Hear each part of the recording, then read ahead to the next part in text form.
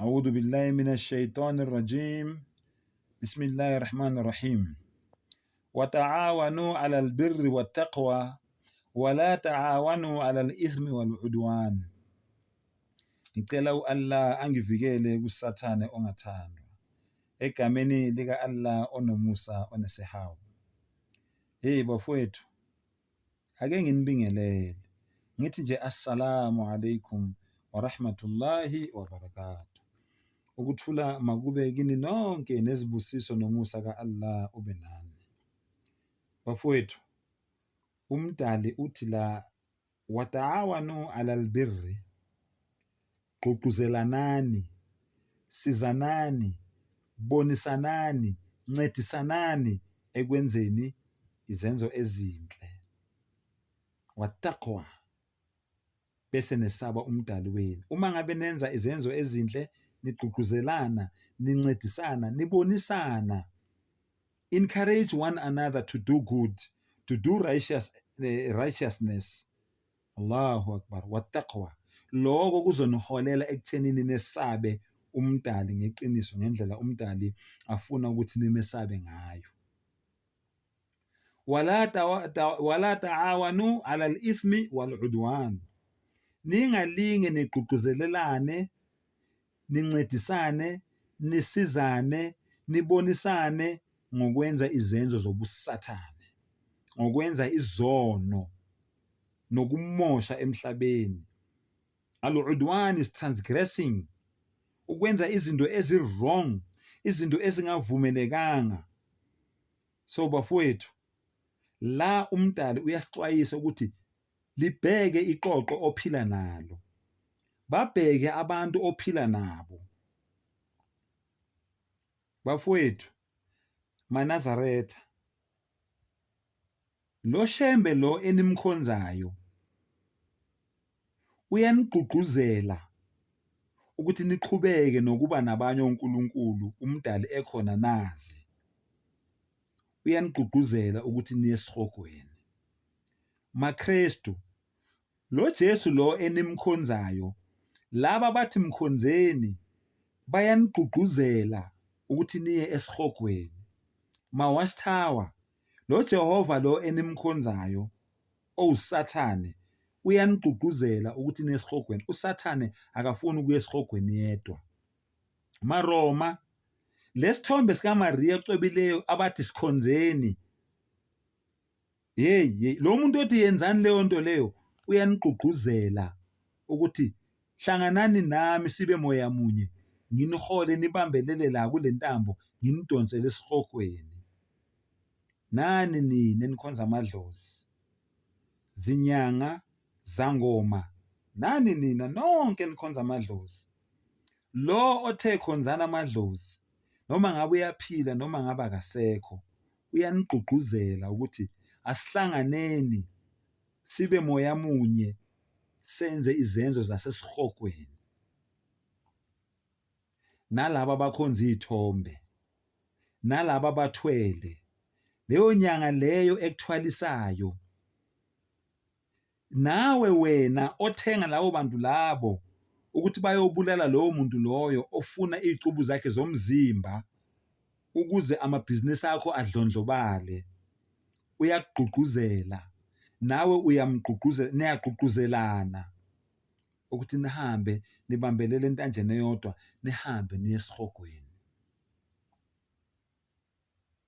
Bafowethu, MaKristu, maNazaretha, maSiyoni, ma-IPCI, ma-Revelation, yezwa ngibiza le nkonzo lezi ezinkulu, ma-born agains, lalelani nilalelisise. Uthi umdali ningadudani, wala ta'awanu, ningadudani, ninga-encourage, don't encourage one another to do wrong. Don't encourage one another to disbelieve. Ningagqugquzelelani ukuthi nenze izinto zobusathane, nenze izenzo zobusathane, nenze izenzo zokungakholwa. Namhlanje ngifuna ukunitshela wonke lamathende la enwabiza ngamathende emvuselelo, zonke le ndawo lezi enihlangana kuzo nina abasindisiwe nani nonke maKristu nithi nina nizokhonza uNkulunkulu, zonke lezo ndawo lezo yidleke kaSathane. Wonke umuntu onendumba ekhaya, wonke umuntu onomsamo ekhaya, leyo ndumba leyo, leyo msamo leyo yidleke zikaSathane. Kulapha amadimoni edlalela khona. Angikuphindele. MaNazaretha, wonke amathempeli enu la nihlangana khona nizokhonza uShembe, lawo mathempeli layo yidleke kaSathane. Nikhonza uSathane egameni likaShembe. maKristu, zonke indawo, amathempeli, yizikolo, amahholo, yonke indawo la nihlanganela khona yizidleke zikaSathane. Nikhonza nina uJesu Kristu, nikhonza uSathane egameni likaJesu Kristu. Mawasithawa, wonke amahholo la enawo, Kingdom Hall of the Jehovah's Witness, wonke lawo mahholo layo izidleke zikaSathane. Nikhonza nina uJehova, uSathane egameni likaJehova. Zinyanga zangoma, zonke lezindumba lezi eninazo, futhi inyanga ayiphiki. Ziyasho inyanga ukuthi zona isebenza ngemoya yobumnyama. Izidleke zikaSathane. Lo msamo lo onawo endlini wena uthi ukhuluma ngawo nabakini, usuke ukhuluma noSathane egameni labantu abangasekho. Mangabe ungiphikisa, mawungayikholwa lento engiyishoyo, yenza ivideo live ubukwe abantu bonke njengami njengoba ngiyenza. Uthi Mbatha, ngiyakuchallenge mina, ngifuna ukukutshela ukuthi lento oyikhulumayo amampunge, usenyala abantu ezimithiyo, ushaya abantu ngemfi iphindiwe, uhubhu kaBhejane. Uyizwile lezisho lezi zesiZulu nezakha esengiyishilo, ngikhuluma into eyodwa, amanga nje kuphela. Kwenze mfowethu, kwenze dadewethu. Kudala ngiphosa inselelo kubafundisi, kwizangoma, inyanga ngeke ngiphosele inselelo ngoba inyanga vele straightforward, ayifihli ukuthi isebenza ngomoya wobumnyama, sebenza ngomoya kaSathane. Ayikho inkinga, angeke ngichallenge inyanga. Ngifuna izangoma laba basese amathwasa. Ngifuna abafundisi, ngifuna abavangeli, ngifuna abashumayeli, ngifuna amabishop, ngifuna ama-archbishop, ngifuna amadikoni.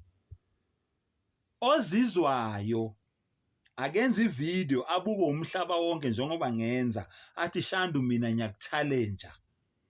Ngifuna ukukutshela mina ukuthi le Islam yakho oyitshela abantu ingamanga, nambu ubufakazi nginabo. Ngoba mina yonke lento engiyikhulumayo nginobufakazi bayo. Ukuvezele yona kuQuran. Umdala uthi ningalinge nigqugquzelane ngokwenza izinto ezirong. Kuyisono lokho. Kuyisenzo sobumnyama, isenzo esingcolile. Le nto leni yenzayo niyenziswa amadimoni. Anikholwa ningabahedeni. Uma ngabe uyangiphikisa, yenza ivideo ubukwe abantu, usho ukuthi Shandu ngiyakuphikisa mina unamanga, ngiyakuchallenge, asiye kwi-podcast ethize noma ungakhetha yiphi. Angikhathali ukuthi ukhetha iGifted Media, angikhathali ukuthi ukhetha leka Dlamini, uthi Dlamini, angikhathali ukuthi ukhetha iKota 2 Media leka babushabangu, angikhathali ukuthi ukhetha leka Chris, angikhathali ukuthi ukhetha ilokuzana ivumani films, angikhathali ukuthi ukhetha 24 podcast, angikhathali ukuthi ukhetha yiphi le ethando uwe. Ngiyayiphosa inselelo. Ngiyayiphosa kumaNazaretha inselelo, ozizwayo kumaNazaretha, futhi abamaNazaretha ngaze ngibabize nangeyibongo. Manje ngangitholela ubaba umthetho uNyambose lo wayekhuluma nobaba uMbatha lapha yana kuGifted Media, noma ningitholela ubaba uMlambo lo wayekhuluma nobaba uMbatha lapha kuGifted Media, noma ningitholela ubaba uNtshangase umkazi lo wayelapha ku Gifted Media ebhekene nobaba uMbatha. Labo ngiyabasho, ngiyabafuna ke labo ngibabiza ngezibongo. Bese ningitholela ubaba uMbatha yena qobo lwakhe lo wamabhone against wabasindisiwe. Lo abambiza ngompostoli uMbatha. Ngiyamfuna uShanduka Ndaba, uSontshikazi, umthanga Nkomafozana bethenga ngamahlahla, igumbi lamagwala, uMagwaza aphindele, uMagizagiza. Ngiyamfuna naye ngoba ubaba uMbatha uyalazi iqiniso. Inkinga yinye, uSathana akakavumi ngaye. Ubaba uMbatha ngiyakuphindela, ubaba uMbatha uyalazi iqiniso, uyalifunda iBhayibheli. Inkinga yinye, uSathana akakavumi ngaye. Usambambile uSathana ukuthi akamkhonze egameni likaKristu. Ilapho nje kuphela inkinga kababa uMbatha. So ngiyayiphosa inselelo ngithi kubo bonke abafundisi ozizwayo, angikhathali ukuthi owaliphi ibandla, uyiNazaretha, uborn again, uyiSayoni, umpostoli, umweseli, ZCC, IPCI, angikhathali, umromo, uyiWatchtower, uyini. Ngiyayiphosa inselelo ozizwayo akenze ivideo njengami, ashilanga ukuthi sihlangane nini kuyiphi podcast, mina ngizimisele ngoba ngiyayazi into engikhuluma ngayo. Umdala ngeke azaqamba amanga, iQur'an angeke izwaqamba amanga. Kodwa nina niqamba amanga, nikhohlisa abantu, nidukisa abantu. Kumanje nikolekisa abantu imali, nithi isikhathi se-Good Friday abantu kumele bakoleke imali kanti niyazi ukuthi nigcwalisa amaphaketheni.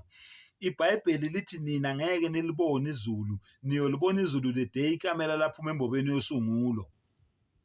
Angikuphindele, nonke nina eniqola abantu imali zabo egameni lokukholwa, egameni lokuba abaholi, egameni lokuba abaphathi. Angikhathali ukuthi uyiNazaretha, as long uqola abantu, uHadebe, uyiRevelation, uLhanyane, uyiZCC, umdise, angikhathali ukuthi as long wazi ukuthi wena uqola abantu, ukuthi wena ube nemoto emabayibayi, ube nendle emabayibayi, ugqoke kahle egameni lokuthi abantu bakhonza uNkulunkulu egameni lakho, kanti wena abantu uyabaqola wena ngesitayela. Lithi iBhayibheli angeke ulibone izulu, uyolibona izulu the day ikamela laphuma embobeni yenalithi. Ngithi kini-ke nina zimvu zakhona ezilandelayo, uma ngabe umholi wenu engeke alibone izulu, nina niyolibona kanjani? Uma ngabe umelusi wenu engeke alibone izulu, nina niyolibona kanjani izulu? Subhanallah. Isikhathi sisekhona. Phenduka mfowethu, phenduka dadewethu. Uma ungazazi ukuthi wena le nkonzo le okuyo wena ukhonza uSathane, wayibuka le video yami usuyazi. Ungazazi yini wena uyisikhonzi sikaSathane, kodwa wayibuka le video yami uthola imendlela, uba inceku kaSathane ungayiyekanga lento oyenzayo. Angikuphindele, uma wena kuleli bandla lelo kulo ungazazi wena uyinceku kaSathane, uyisikhonzi sikaSathane, kodwa wayibuka le video yami wazi wena ukuthi labaholi bakho bazinceku zikaSathane, baya esihogweni bazi, baholela esihogweni bazi. Mawusoyibukile le video yami wazi ukuthi wena usuthola imendlela zokuba inceku kaSathane, awusesona isikhonzi sikaSathane, usu-upgradeile, usuthola imendlela zokuba inceku kaSathane ngoba usuduka wazi, udukisa nabantu wazi. Sengathi kumdali angasivula amehlo, asivule ingqondo, siphume ebumnyameni size ekukhanyeni. Wa akhiru da'wana anilhamdulillahi rabbil alamin.